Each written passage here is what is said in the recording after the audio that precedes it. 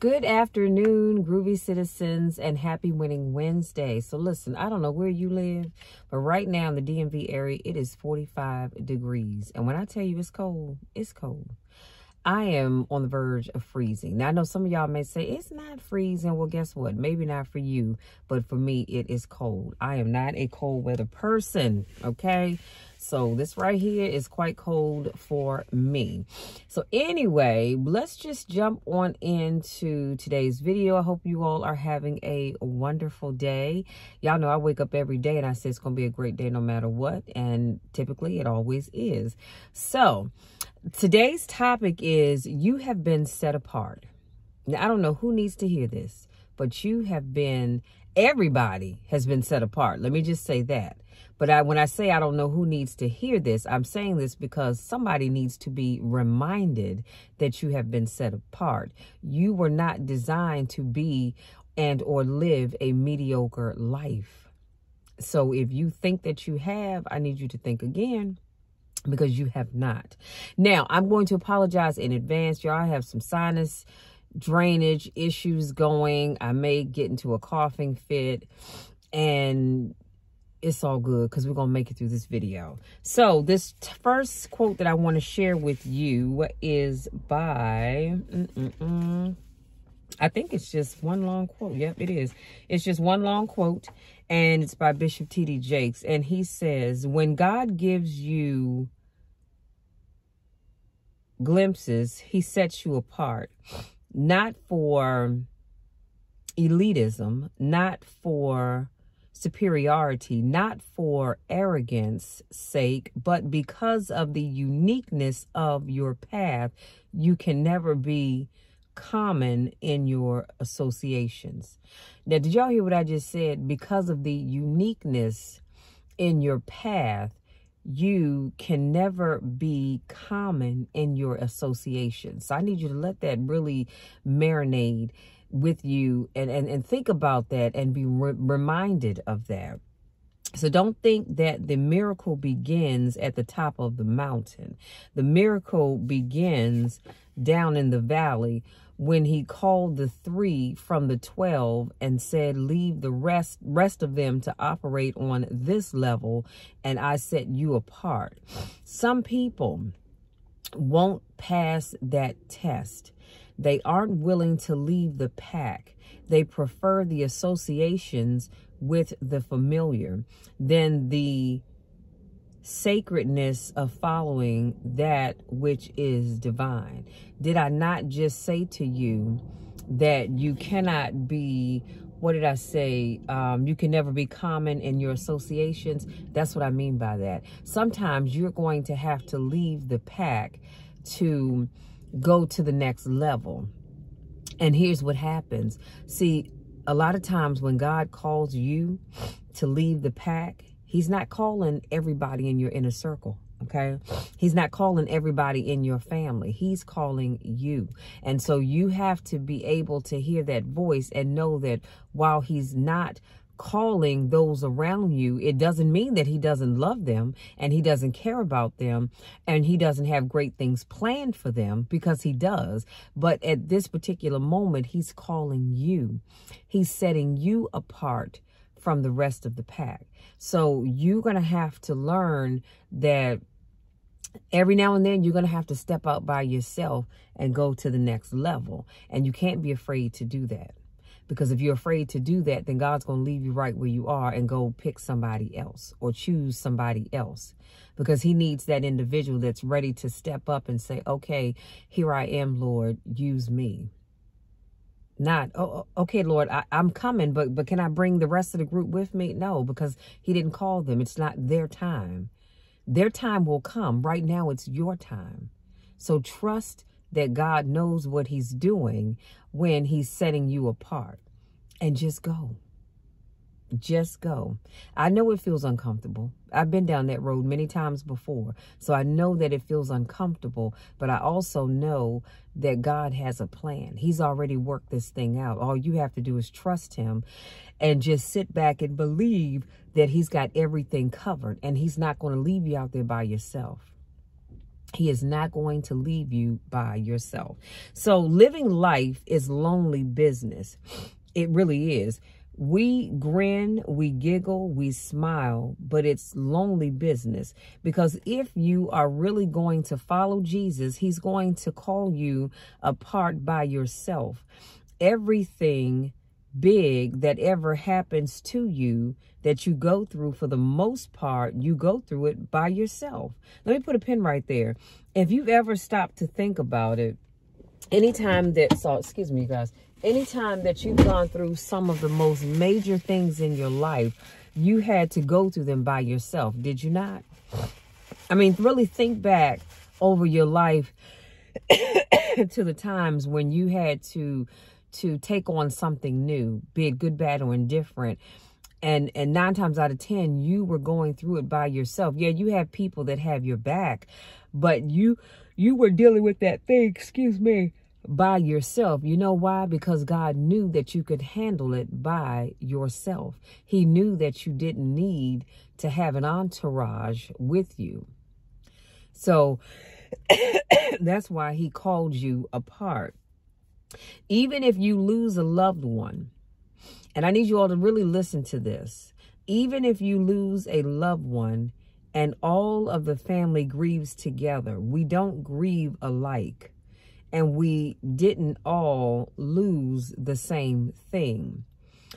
What I lost is different from what you lost, because what I had was different from what you had, he said.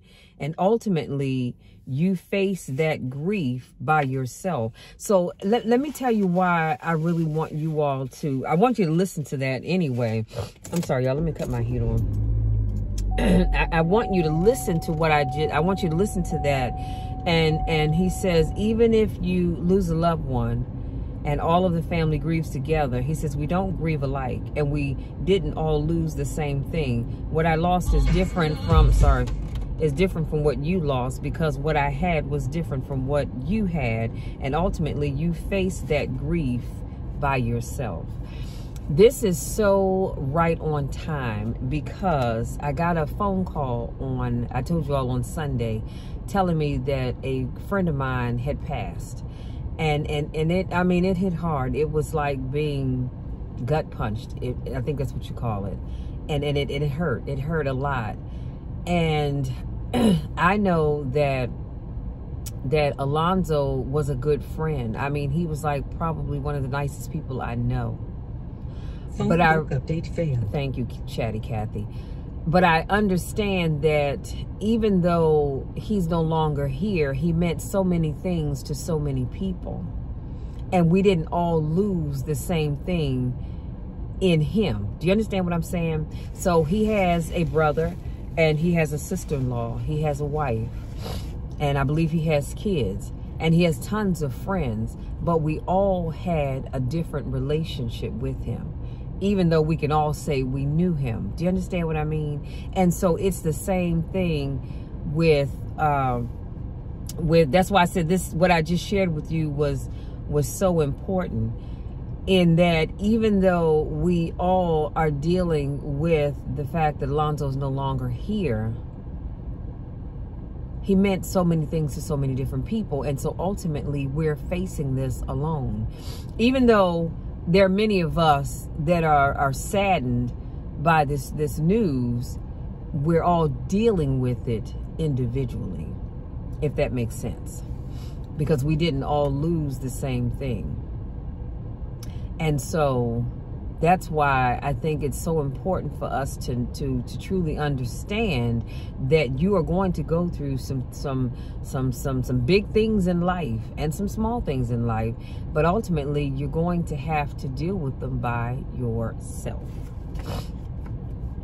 If you're not willing to leave the 12, he says, then you cannot see the 1. Come on, somebody. That'll shout you right there. That will shout you right there. If you are not willing to leave the 12, then you cannot see the 1. The struggle of being called up is to think on the level of your calling. Just because you have a degree and a big office doesn't make you professional, okay? You can have everything you need to function on this level and still crave the next level. Imagine being stretched between two levels, that is before me and that is behind me.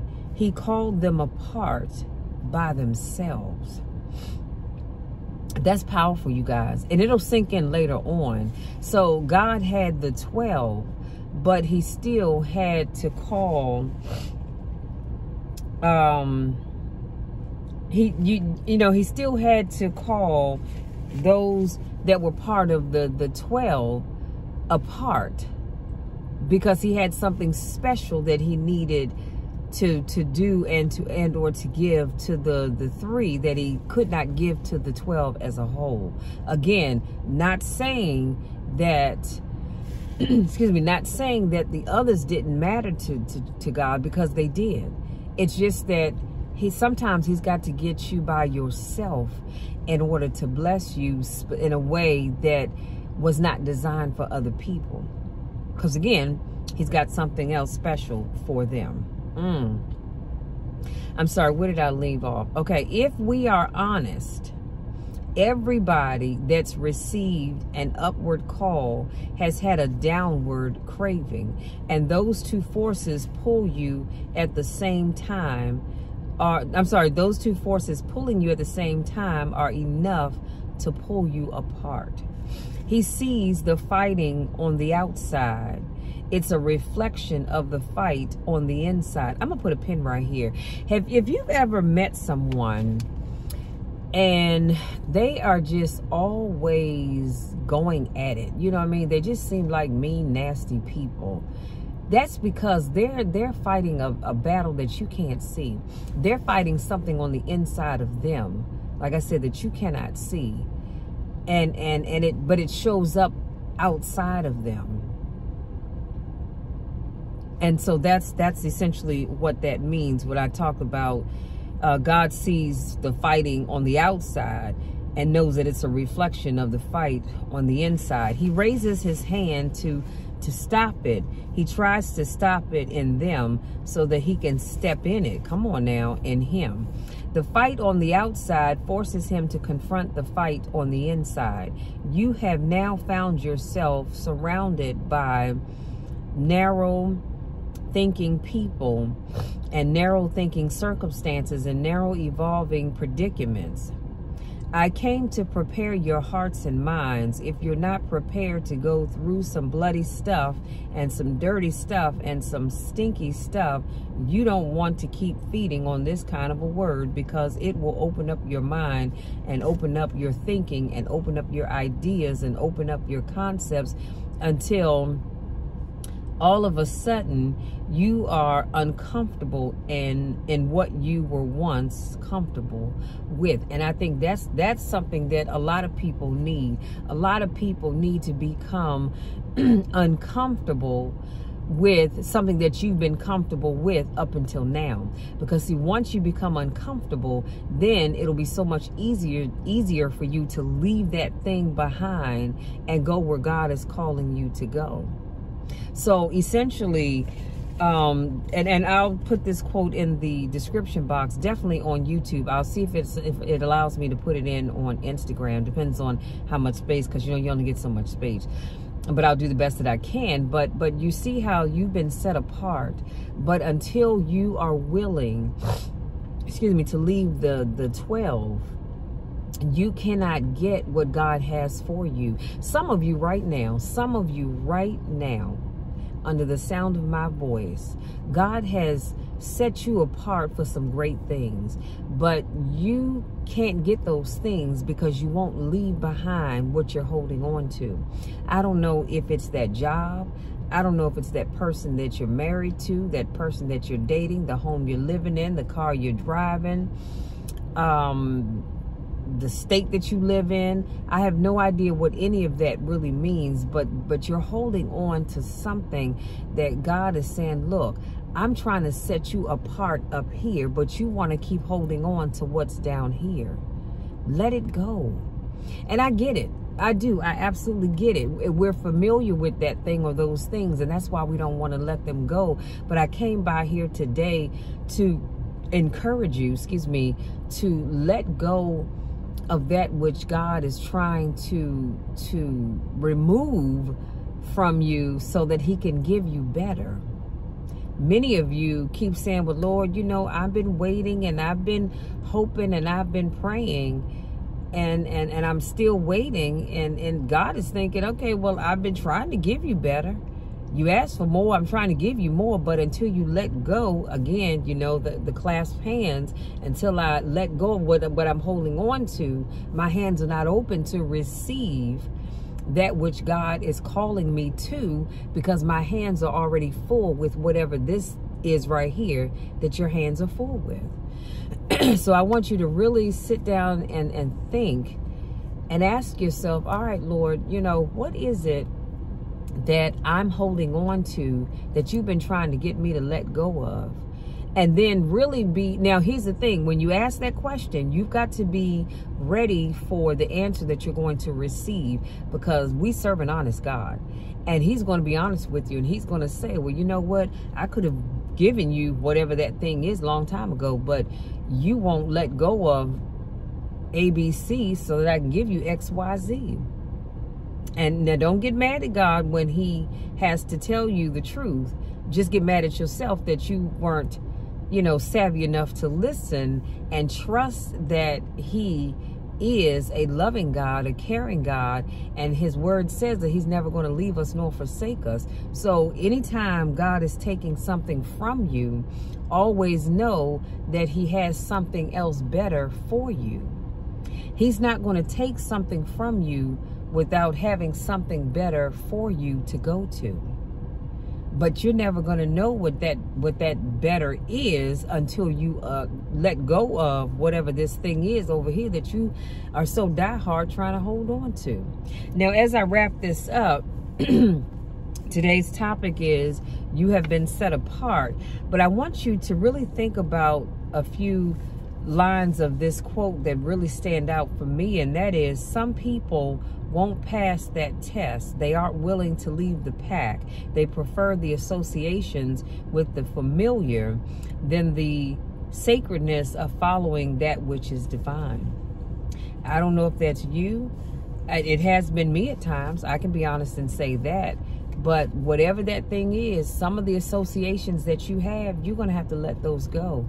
Because if not, you cannot be set apart trying to hold on to the associations that you're trying to hold on to. And then he says, faith is not only proven on the mountain, faith is also proven in the valley. It is in the valley that's proven, it is the faith that's proven in the valley that makes you eligible for the mountain. So in other words, you cannot jump to that mountaintop faith without having gone through the faith in the valley. Now, I don't know if you all have ever been in a valley situation and you had to rely on faith. I'm gonna tell you something. It is a profound thing. Do you understand what I'm saying? I mean, it is just so profound. It is so powerful, and you just have to. Oh, yeah. Thank you. Thank you, love. Have a great day. Sorry, y'all. That's my mail guy. I didn't think he saw me sitting in the car. But yeah, so if you ever have had that valley experience, then you know what I'm talking about. But see, the problem is with most people is they want to jump to the mountaintop and have that kind of faith. They don't want to go through the valley. Oh, no, no, no. They don't want to do all of that. Well, honey, let me tell you something. Until you go through the valley, excuse me, and you have faith while in the valley, you're not going to get it on the mountaintop. See, God knows that we can all have faith on the mountaintop. Come on, somebody. He wants to know, will you still have that same faith in him when you're down in the valley?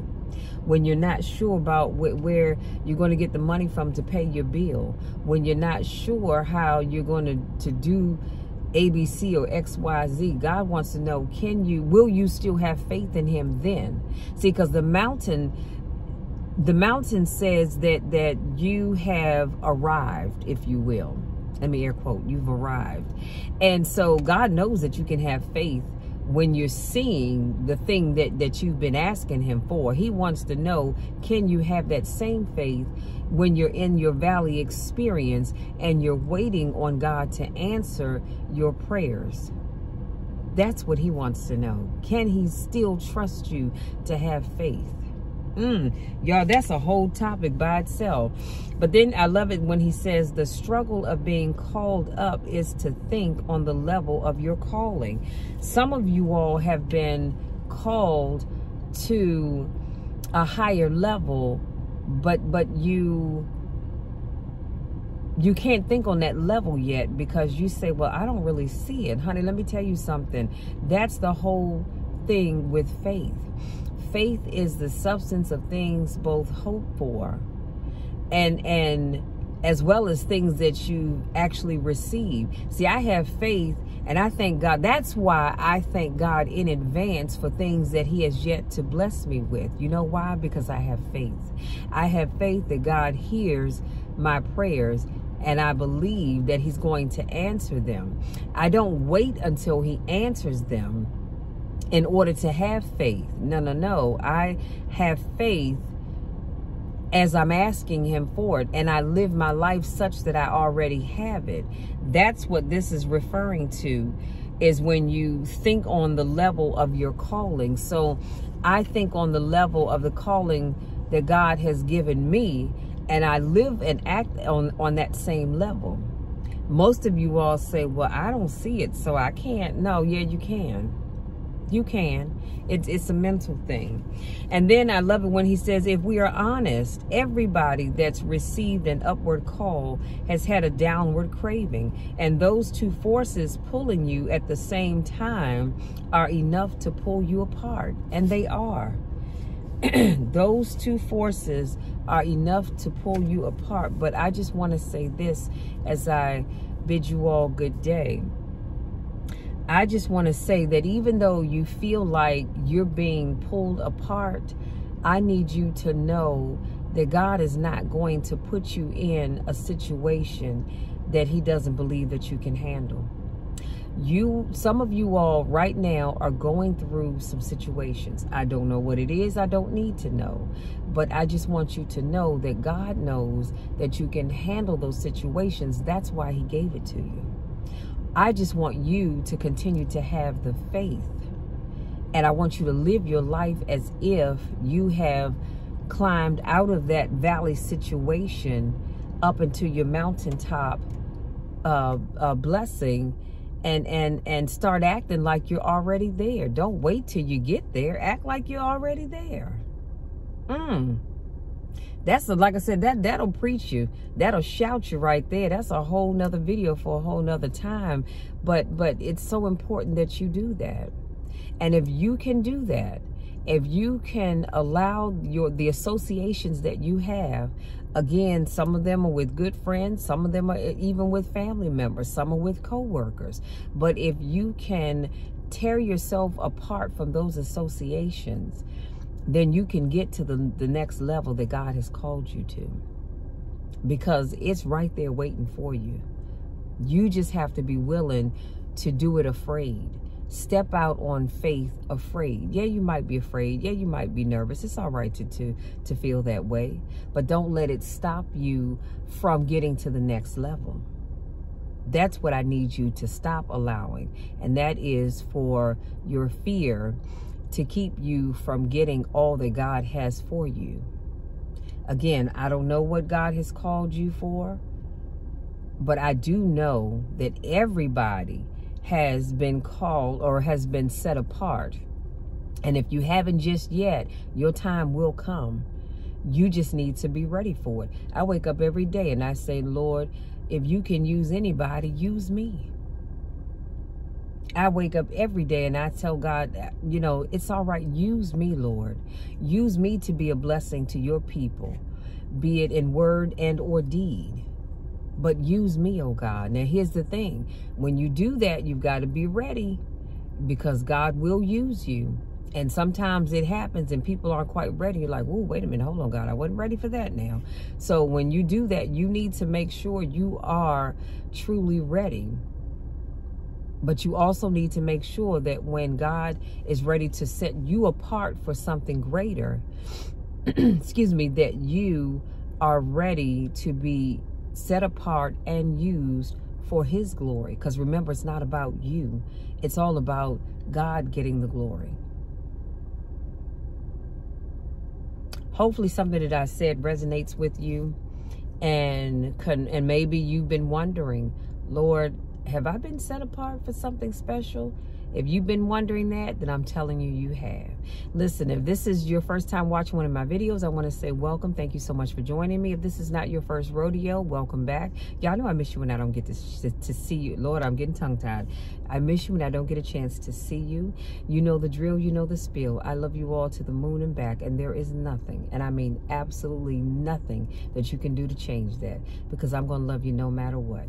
I love you all so much. I want nothing but the best for you. But I want you to stop being afraid to step out on faith and go to the next level. I want you to stop missing your calling because it didn't come the way you thought it should come, or you are afraid to let go of the associations that you have with various people, places, and things in your life. Some of y'all, God is trying to set you apart, but you won't come up out of that corner bar. I know I'm stepping on some toes now. But you've got to learn to let that lifestyle go so that you can go on and do some better things, some bigger things. I'm not saying you can't have a drink every now and then if you choose to. I don't drink, but if you choose to, then that's fine. But maybe you need to not hang out in the bar like that. Or whatever it is that you might be doing. I just want you to be ready because you have been set apart. Just know that. Listen, go out there, enjoy the rest of your day. Have a wonderful winning Wednesday on purpose, and we will talk again on Friday. Until then, take care.